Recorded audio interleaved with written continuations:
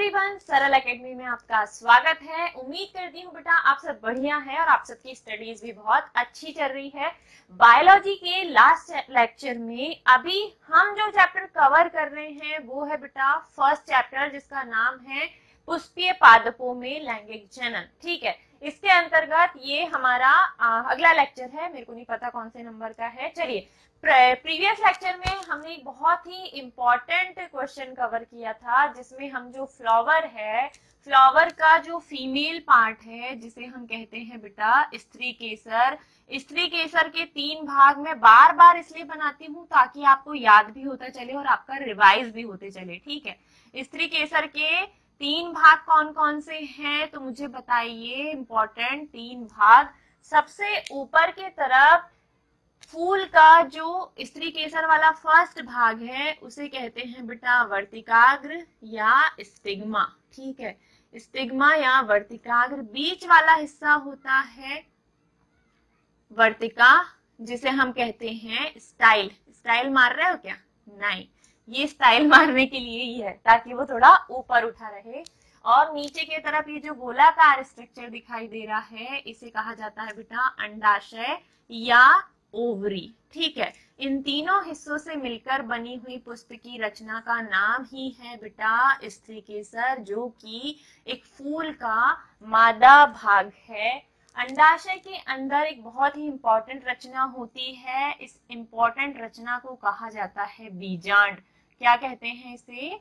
बीजांड कहते हैं। और बीजांड के अंदर जो क्रियाएं होती है ना, वो क्रियाएं बड़ी इंपॉर्टेंट है, क्योंकि इन्हीं क्रियाओं के द्वारा अंड कोशिका बनती है। और अंड कोशिका को कहा जाता है बेटा मादा युग्मक, फीमेल गैमेट। अंड कोशिका एग सेल बन गई। अब अंड कोशिका को मादा युग्मक कह रहे हैं और इसी मादा युग्मक के निर्माण की प्रक्रिया को आज हमें समझना है। तो पूछो क्यों? लास्ट लेक्चर में हमने जो समझा था वो ये था कि बीजाणु कोशिका कैसे बनती है, बीजाणु कोशिका का निर्माण कैसे होता है। तो आप जानते हैं कि शुरुआती स्थिति में जब फूल कली से फूल अवस्था में आता है तब इसके बीजांड के अंदर बहुत सारे परिवर्तन होता है। बीजांड के अंदर ढेर सारी कोशिकाएं होती है और इन ढेर सारी कोशिकाओं को हमने नाम दिया था बेटा कौन सी कोशिकाएं? विभाज्योतिकी कोशिकाएं। ठीक है, कौन सी कोशिकाएं? विभाज्योतिकी कोशिकाएं। ठीक है, विभाज्योतिकी कोशिकाएं। अब ये जो विभाज्योतिकी कोशिका है ना, इस विभाज्योतिकी कोशिका में से कोई एक कोशिका अपना आकार बढ़ा लेगी। ढेर सारी कोशिकाएं हैं यहाँ, इनमें से कोई एक कोशिका अपना आकार बढ़ा लेगी और बढ़ाकर बन जाएगी एक बड़ी कोशिका। बाकी सब जैसी की तैसी रहेंगी। इस बड़ी वाली कोशिका को कहा जाता है बेटा प्रपसु कोशिका, आर्चीस्पोरियल सेल। ठीक है, प्रपसु कोशिका को क्या कहते हैं? Archesporial cell. जबकि विभाज्योतिकी कोशिका को क्या कहते हैं?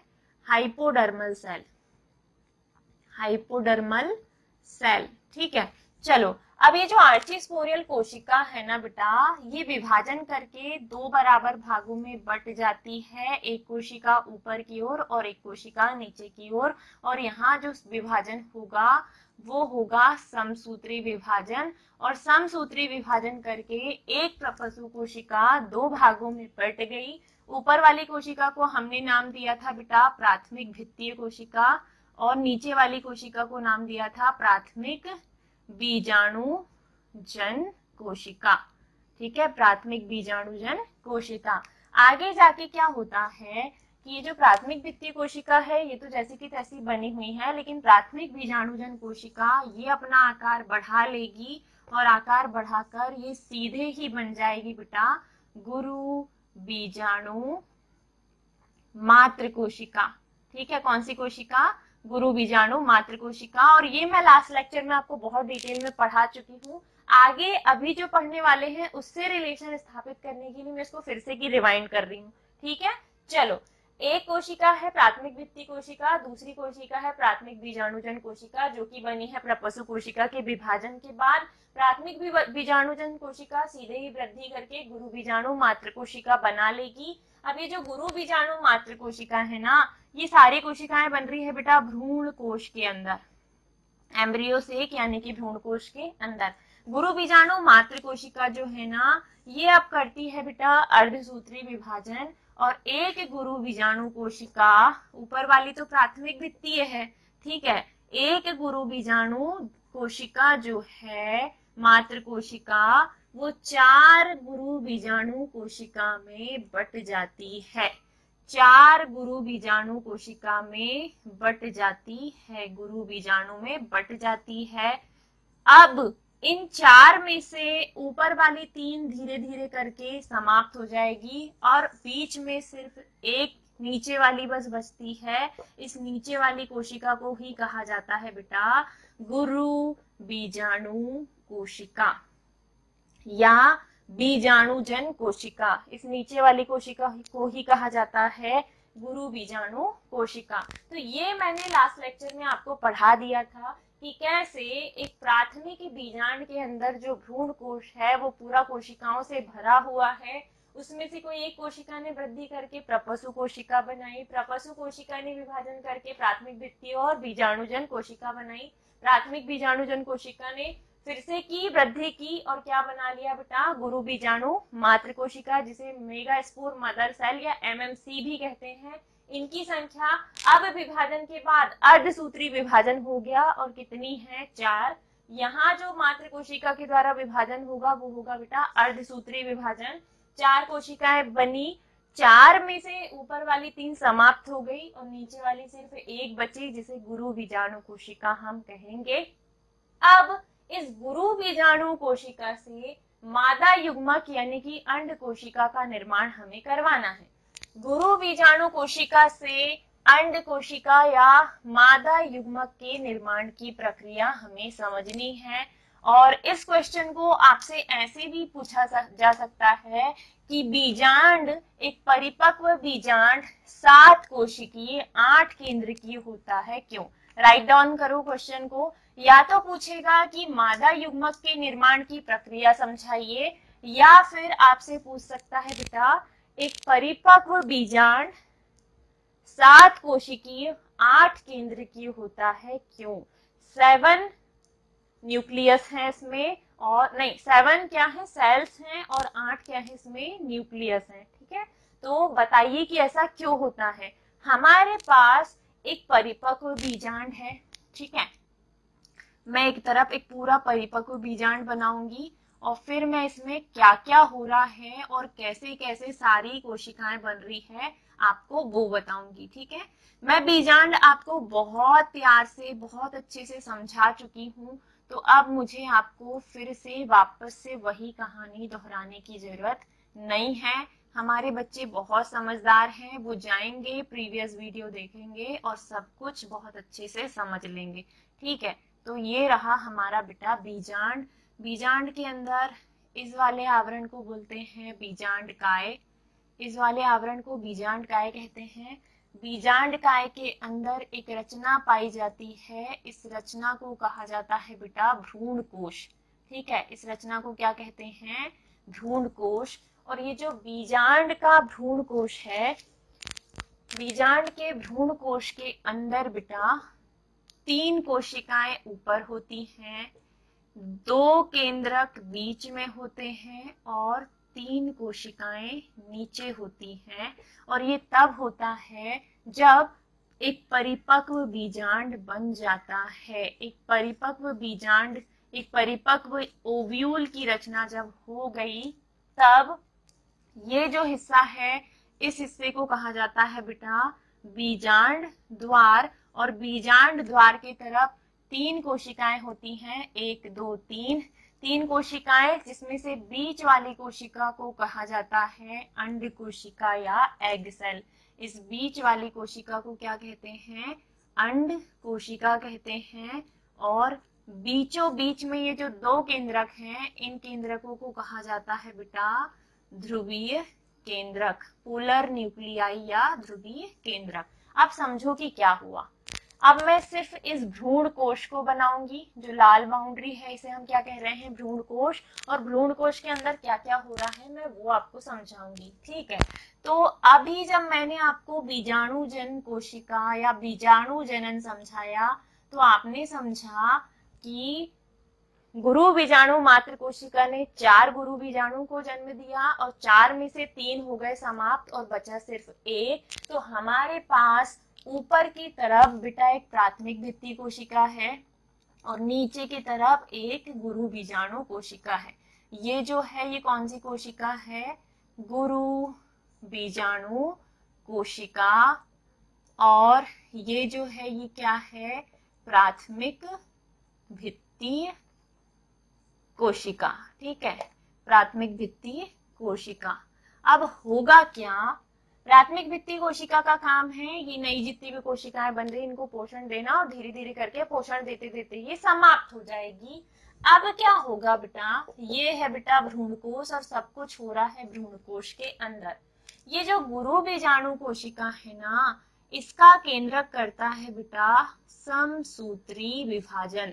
कौन सा विभाजन, समसूत्री विभाजन।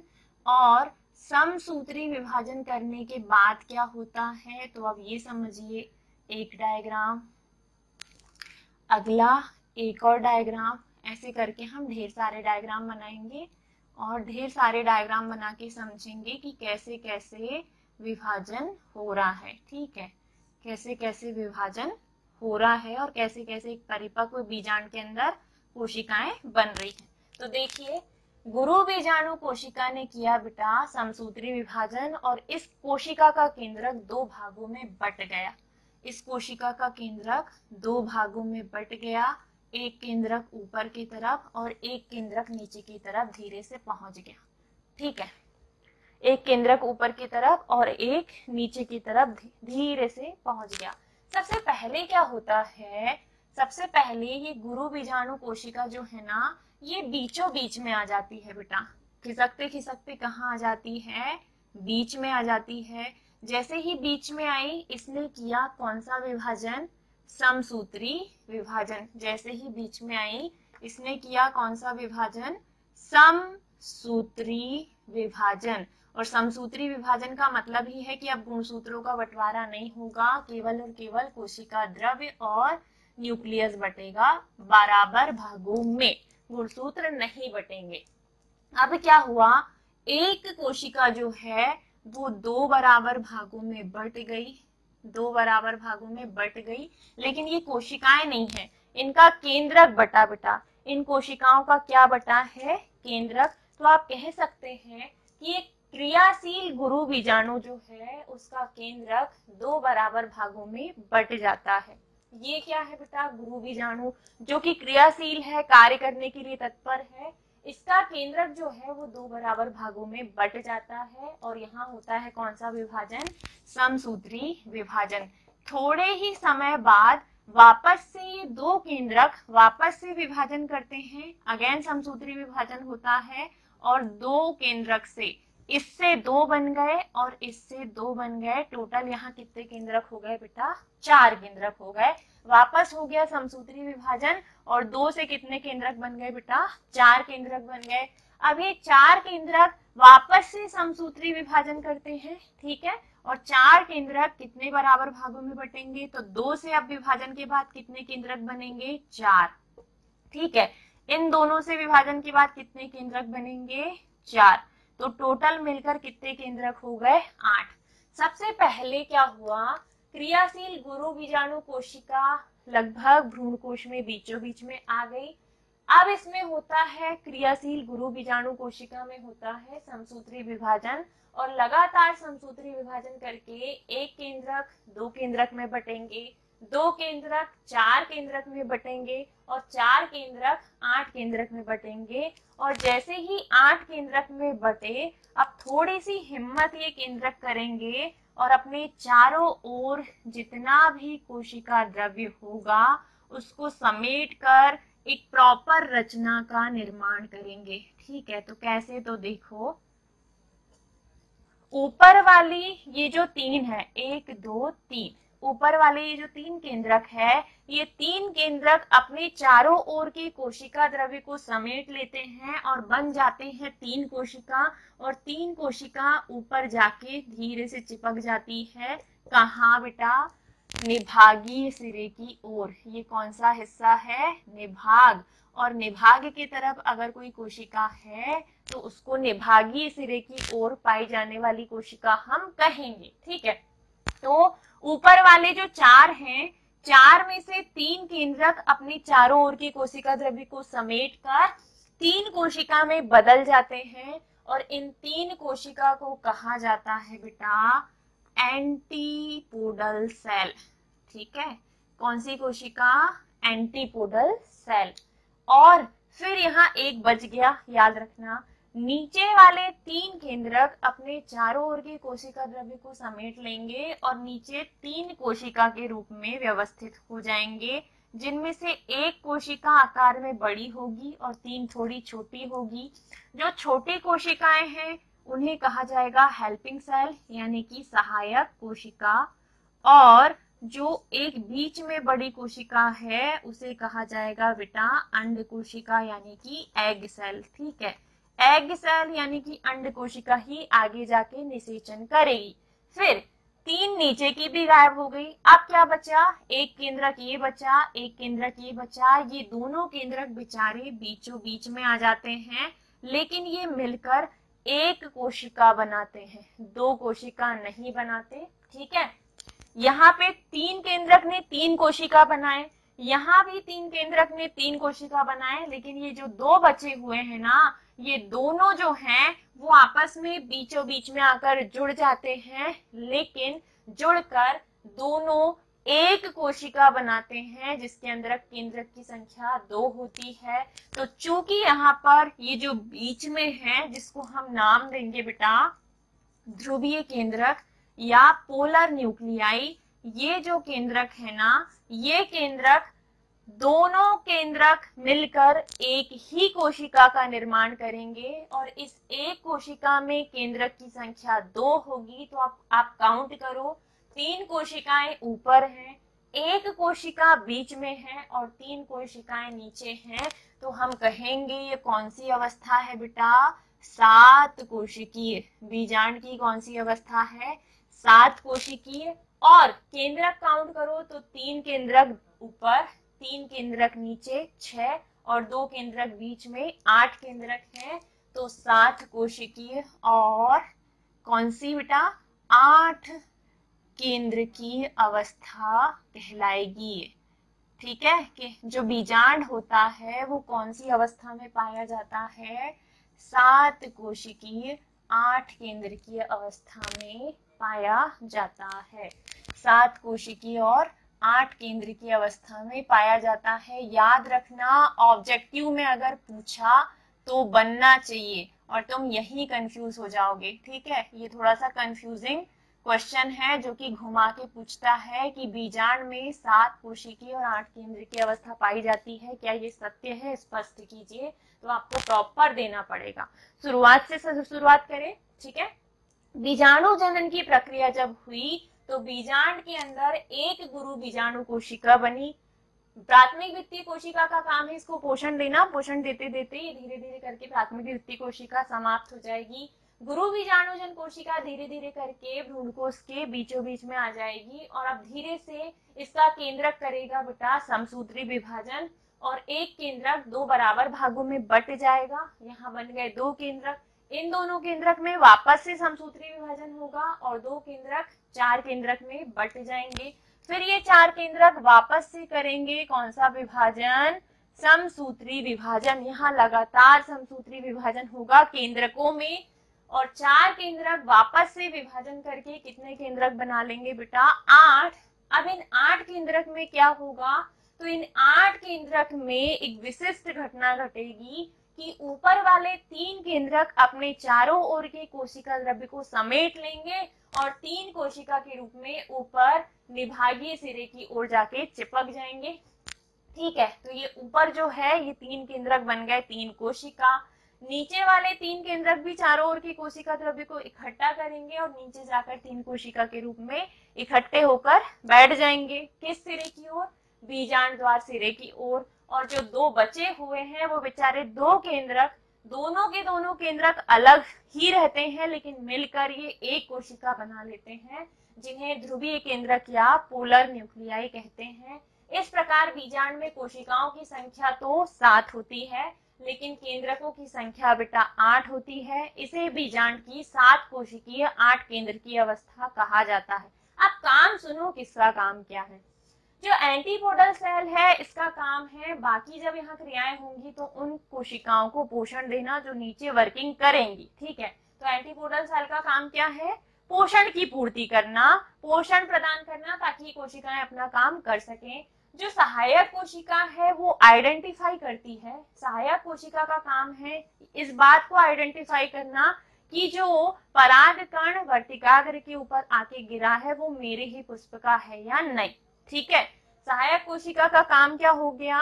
हेल्प करना, सहायता करना बीजांड को ये पहचानने में, एक फूल को ये पहचानने में कि जो परागकण आकर वर्तिकाग्र के ऊपर गिरा है वो मेरी ही प्रजाति के फूल का है। पता चला करेले के ऊपर किसका जाके गिर गया? ककड़ी का, तो वो उसको एक्सेप्ट करेगा क्या? नहीं। तो सिमिलर प्रजाति का जब आके गिरेगा तो सहायक कोशिका वर्तिकाग्र के ढक्कन को बोलेगी खुल जा भैया, उसको अंदर आने दे, हम निषेचन करवाएंगे, ठीक है। लेकिन अगर बाई चांस वो किसी और प्रजाति का है, बबूल के ऊपर मीठी नीम का है या फिर तरबूज के ऊपर और दूसरे किसी फल का है, सेब के ऊपर अनार का है, तो ऐसा वो एक्सेप्ट नहीं करेगा, ठीक है। ऐसा अलग अलग जो है वो एक्सेप्ट नहीं करेगा। और ये मैसेज देने का काम कौन करती है? सहायक कोशिका।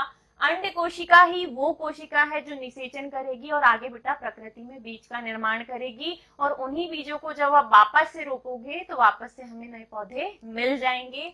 और बचा क्या? ध्रुवीय केंद्रक। इसको मिस्ट्री ही रहने दो, जब मैं अभी आपको निषेचन पढ़ाऊंगी तब वापस इनकी कहानी वापस से रीस्टार्ट होगी। ये पूरा का पूरा हिस्सा ले जाके रख दो आप बीजांड के अंदर।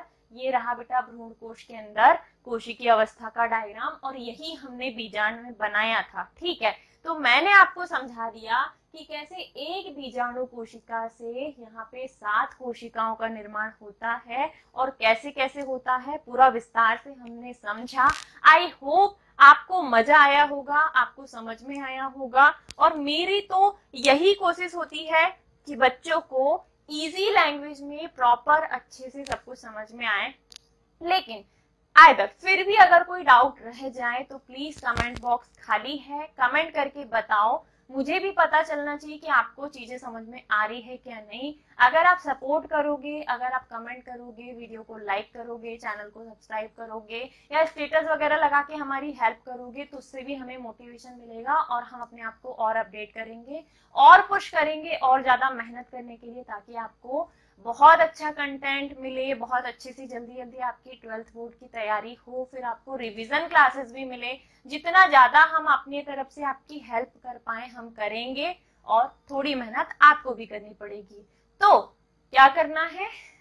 चैनल को सब्सक्राइब करना है, लाइक करना है, शेयर करना है अपने दोस्तों को। इंस्टाग्राम को अगर आपने फॉलो नहीं किया है तो हमारी इंस्टाग्राम आईडी को फॉलो कीजिए, वहां आपको बहुत कुछ देखने को मिलेगा। साथ ही इसी नाम से बेटा सरल एकेडमी 2.0 नाम से ही आपको वो आईडी मिल जाएगी। और if you are financially capable तो आप हमें सपोर्ट कर सकते हैं ताकि हम थोड़ा सा और अपनी टीम को एक्सपेंड करें। तो मजा आया हो तो लाइक कर देना। मिलते हैं अगले वीडियो में, तब तक के लिए ख्याल रखिए अपना। Bye bye, take care, Radhe Radhe. चाहे तो आप इसका स्क्रीनशॉट ले सकते हैं। टेक केयर बेटा, बाय बाय।